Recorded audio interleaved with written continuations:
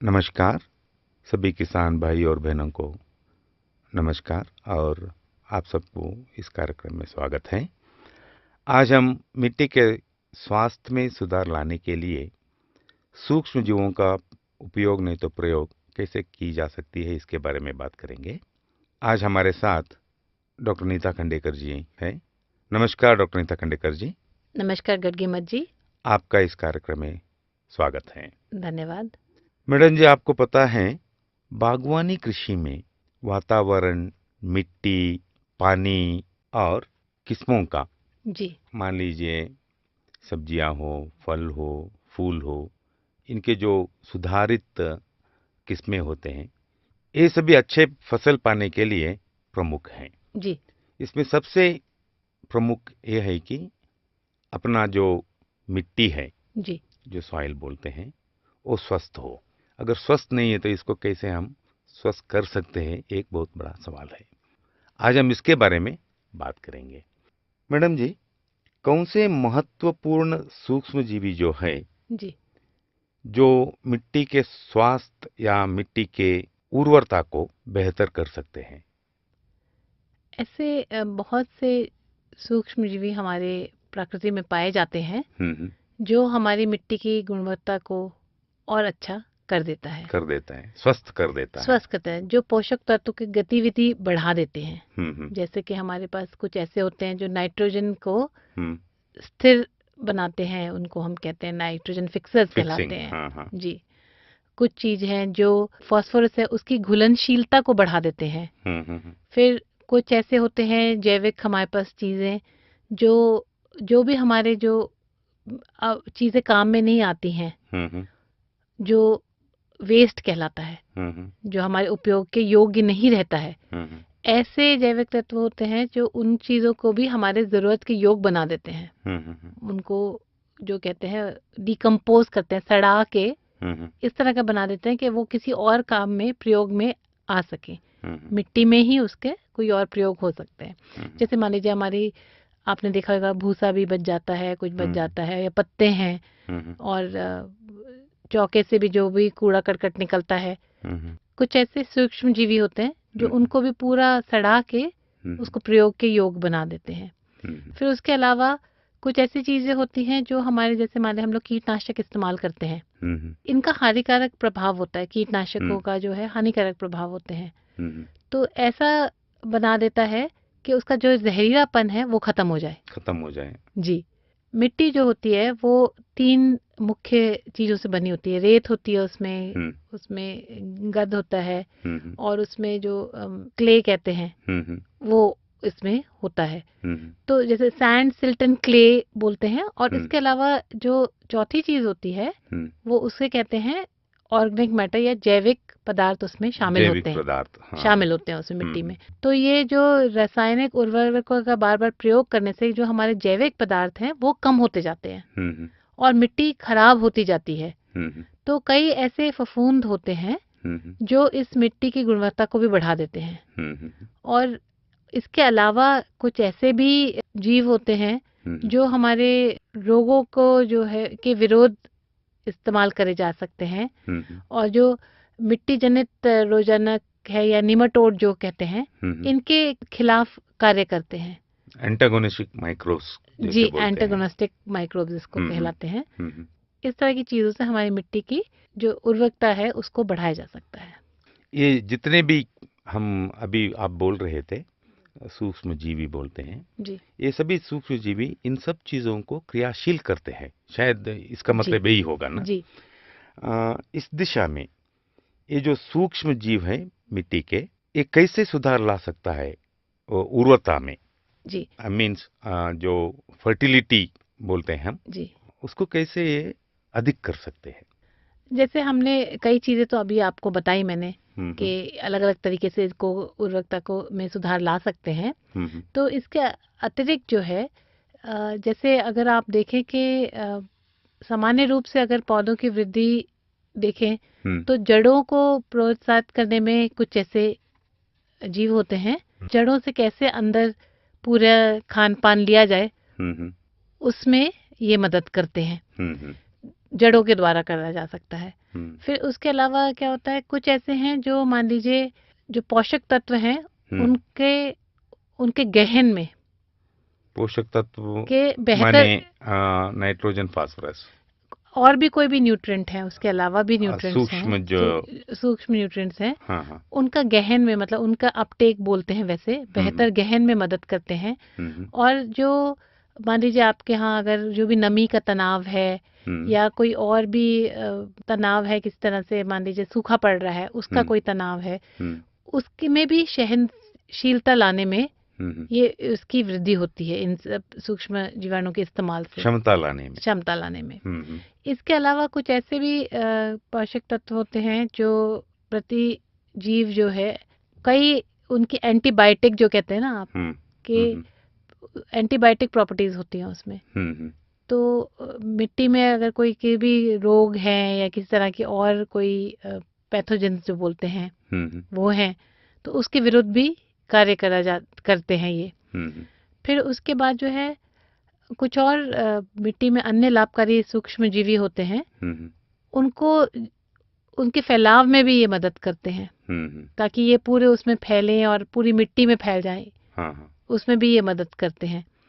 उसके अलावा जो है हमने पहले भी बताया कि ये सड़ने में जो जितने भी पौध के जो बचा खुचा बचा होता है, डिकम्पोज हाँ जी, उसके डिकम्पोज करने में। और इससे क्या होता है, जो उसमें मिट्टी में कार्बन और नाइट्रोजन का जो अनुपात होता है उसमें एक बढ़ोतरी आती है उसमें। और इसके अलावा क्या होता है, जो मिट्टी की बनावट है या संरचना है उसमें सुधार आता है, जिससे क्या होता है कि जो जल को उसमें अपने आप में रोकने की जो क्षमता होती है वो बढ़ती है। तो ये चीजें थोड़ी सी साइंस की तरफ ज्यादा हम जा रहे हैं, लेकिन ये समझाना जरूरी है कि इनका कितना महत्व है। ये छोटी छोटी बातें हैं कि मिट्टी की गुणवत्ता किस किस तरह से बढ़ती है, और इसलिए ये सब जो है बहुत महत्वपूर्ण है। और सबसे मुख्य एक जो बात है कि ये पर्यावरण के लिए बहुत ही अच्छे होते हैं, कोई इसका विपरीत प्रभाव नहीं है पर्यावरण पे। और जो इस पे लागत आती है वो भी कोई खास नहीं होती है। तो ये तो सबसे अच्छी बात है कि कम लागत में अगर आप पर्यावरण पे भी नुकसान नहीं पहुंचा रहे हैं और आप पैसा भी ज़्यादा खर्च नहीं कर रहे हैं, और आपका जो है मिट्टी भी अच्छी हो रही है, आपकी पानी की खपत में भी फर्क पड़ रहा है, जो आप पोषक तत्व डाल रहे हैं उसकी भी खपत में, क्योंकि जब ये गहन अच्छे से कर पाएंगे तो ये स्वाभाविक है कि इसका जो आपको जितना आपको पोषक तत्व चाहिए उसकी मात्रा भी कम हो जाती है। नहीं तो आजकल तो क्या होता है, लोग कहते 200 किलोग्राम है, किसान सोचता है कि ठीक से तो मिलता नहीं है, तो वो 600 500 ऐसे इस्तेमाल करते हैं, ज्यादा डालते हैं, बहुत ही ज्यादा डालते हैं। तो जब इस तरह की चीजें रहेंगी तो देखेंगे कि जब फसल अच्छी हो रही है तो किसान क्यों डालेगा ज्यादा।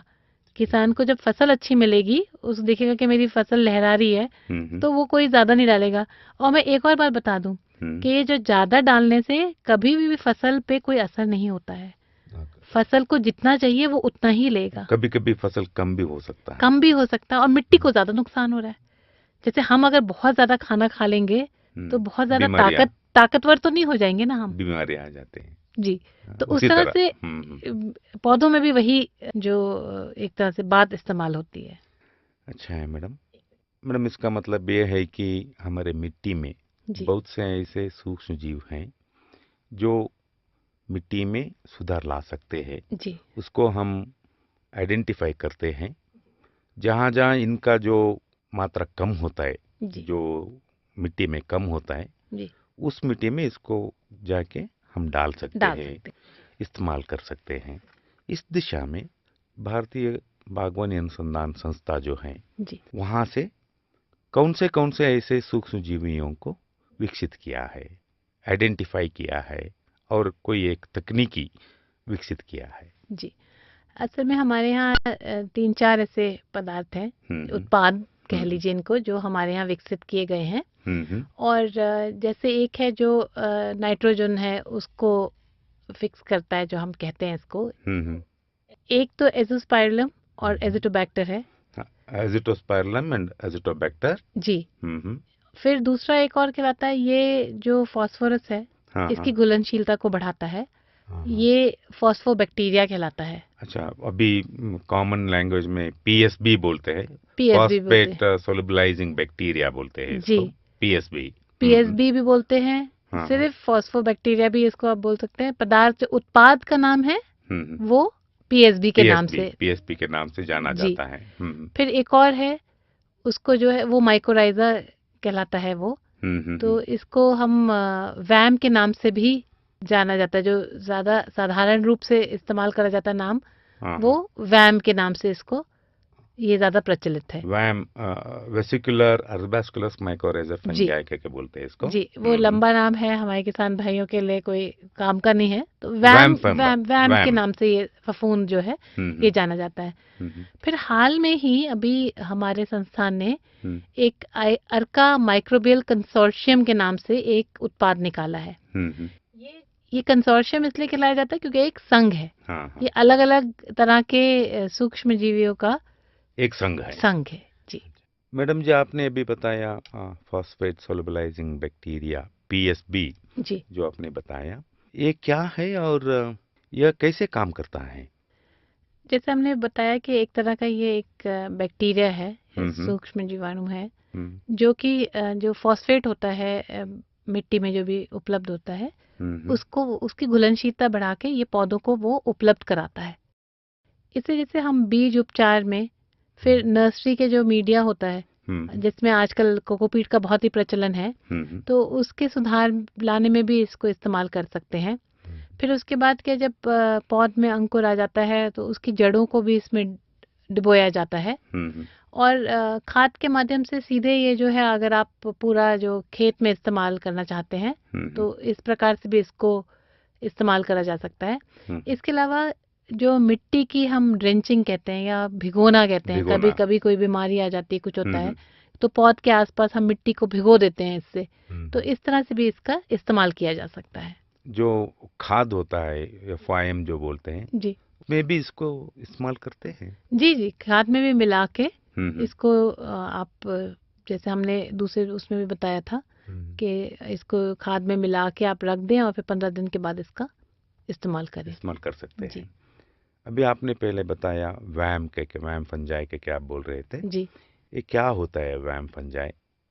ये एक तरह का एक काफी महत्वपूर्ण फफूंद है, के आसपास अपना एक तरह से एक घर बना लेता है, और अपने आप को कॉलोनाइजेशन बोलते हैं उसको, तो ये बस जाते हैं वहां पर, और ये जो प्रकृति में या जो आसपास के मिट्टी में जो नाइट्रोजन है उसकी उपलब्धता को बढ़ा देता है पौधे के लिए। इसमें ये क्षमता होती है कि नाइट्रोजन की उपलब्धता ये बढ़ा दे। वैम को किस तरह से इस्तेमाल किया जा सकता है?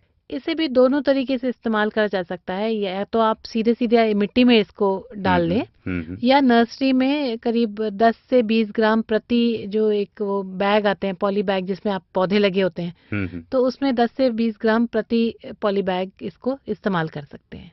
अभी जो एक नई तकनीक है, पोर्ट्रे में नर्सरी सीडलिंग्स उगाते हैं, जी जी, उसमें भी इसको यूज कर सकते हैं? हाँ, उसमें भी आप इस्तेमाल कर सकते हैं। जी जी।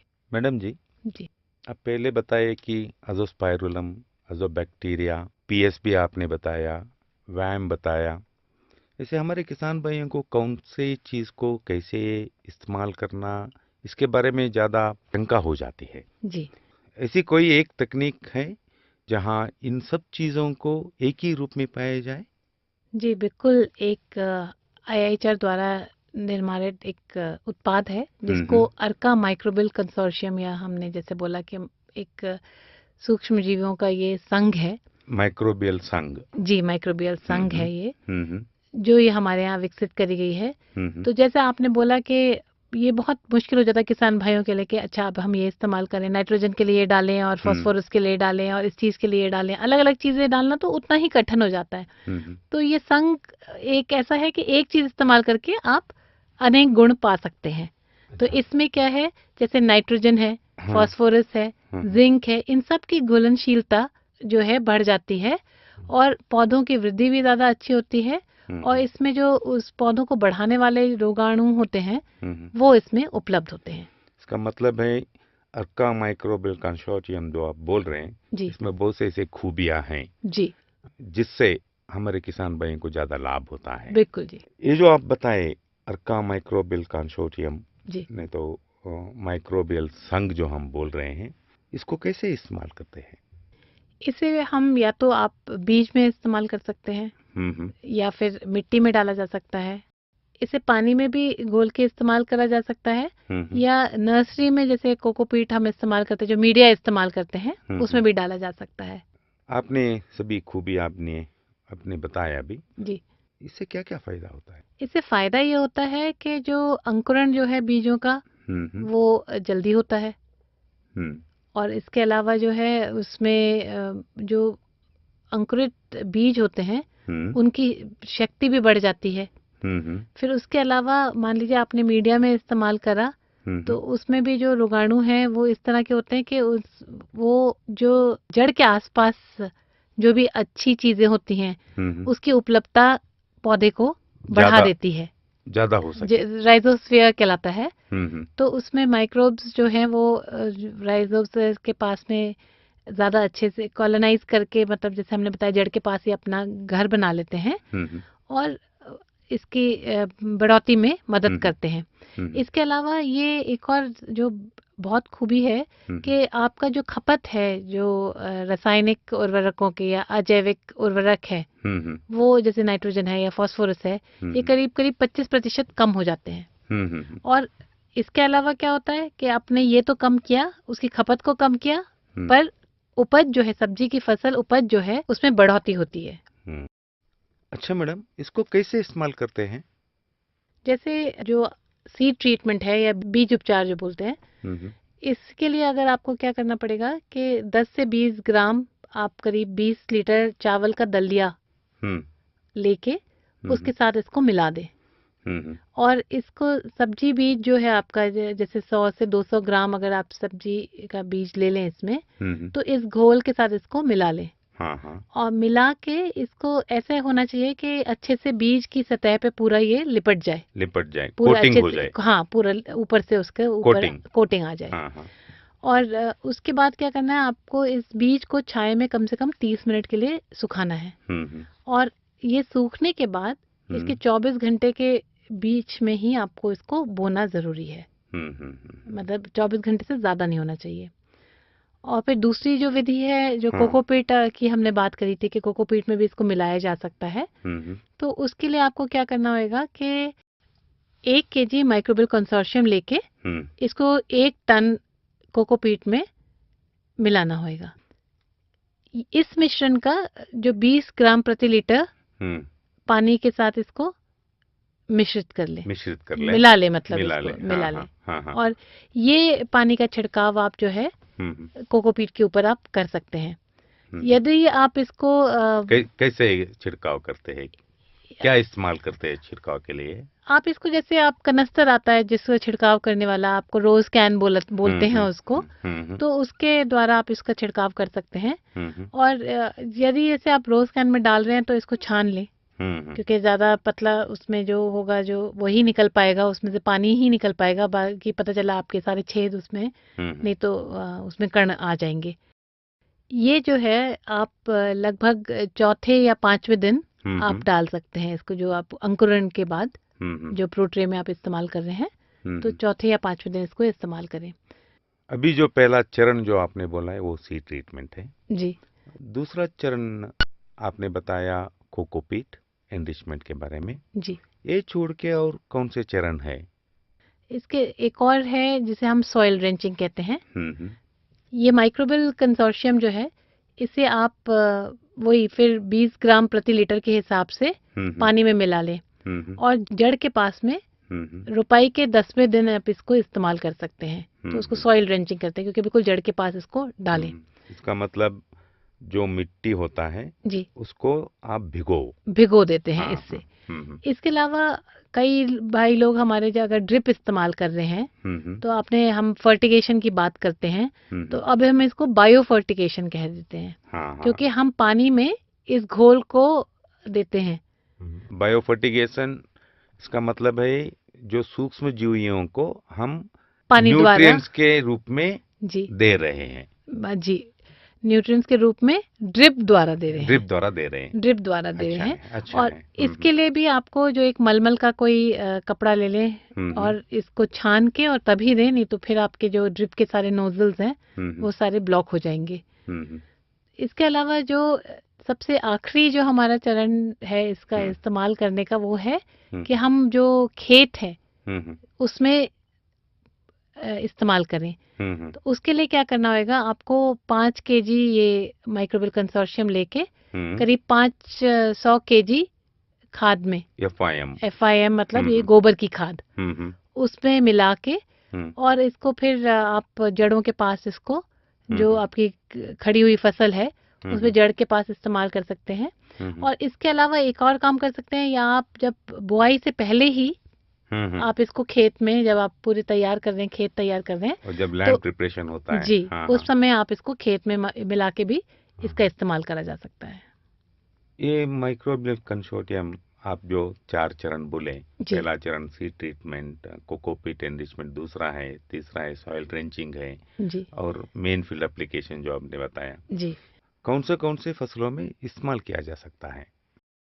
इनमें सभी बागवानी फसलों में और जो भी सीरियल क्रॉप्स जो कहलाते हैं, जो उन सभी में इसका इस्तेमाल करा जा सकता है। जैसे हमारा गेहूं है, चावल है, कोई और अपना जो लगा रहे हैं ज्वार, बाजरा, सभी में इसका इस्तेमाल करा जा सकता है। अच्छा है मैडम जी, आपने पहले बताया माइक्रोबियल संघ जो होता है जी, माइक्रोबियल कंसोर्टियम, इसको हम खाद में इस्तेमाल कर सकते हैं। जी, जी, कैसे कर सकते हैं, कैसे काम करता है? हमने जैसे बताया, इसको मतलब 1 के अनुपात में 100 हिस्सा, मतलब 1 केजी आपने इसका लिया तो 100 केजी आप इसमें गोबर की खाद लेंगे और इसको अच्छे से इसमें मिला देंगे। मिला के इसको थोड़ा जैसे 1-2 फीट का आप इसका ढेर बना के इसको ढक दें अच्छे से, किसी प्लास्टिक की चादर से, या मान लीजिए आप कोई पत्ते वगैरह डाल के इसको ढक के, या छायेदार पेड़ के नीचे इसको रख के उसको आप 15 दिन तक उसको रखिए, कवर करें। हाँ, ढक के रख दीजिए। और इसमें थोड़ा सा पानी का छिड़काव भी करें। और मान लीजिए ज्यादा बिल्कुल गर्मी के दिन है तो हर तीसरे दिन पे भी इस पे थोड़ा सा पानी का छिड़काव करें। तो इसमें जो है इसको फिर मिलाते भी रहना चाहिए। फिर इसमें जो आपके जीव जो है, ये सूक्ष्म जीव है, वो उगने शुरू होते हैं और ये सारी पूरे खाद में फैल जाते हैं। तो इससे एक इस तरह को हम इसको इनोक्युलम बोलते हैं। तो इससे क्या होएगा, जब आप खेत में इस्तेमाल करेंगे तो इन जीवों के इतनी संख्या हो जाएगी कि अच्छे से आपके खेत में ये फैल सके। क्योंकि अगर आप सिर्फ 1 केजी लेके और पूरे आप मिला के खाद को इसको बिना 15 दिन रखे डालेंगे तो जो इनकी जीव की मात्रा है वो आपको कम मिलेगा। तो आपने क्या किया, पहले इसको बढ़ा लिया। पहले खाद में, जो गोबर की खाद में इनके संख्या को बढ़ा लिया और उस बढ़ी हुई संख्या को फिर पूरे खेत में इस्तेमाल किया ताकि उसका असर ज्यादा हो और जल्दी असर हो। क्या मात्रा में इसको मिक्स करते हैं? जैसे 100 केजी आपने अगर गोबर की खाद ली तो 1 केजी उसमें कंसोर्शियम डालना है। जी, अच्छा है। धन्यवाद डॉक्टर नीता खंडेकर जी। धन्यवाद। सभी किसान भाई और बहनों को हमारा नमस्कार।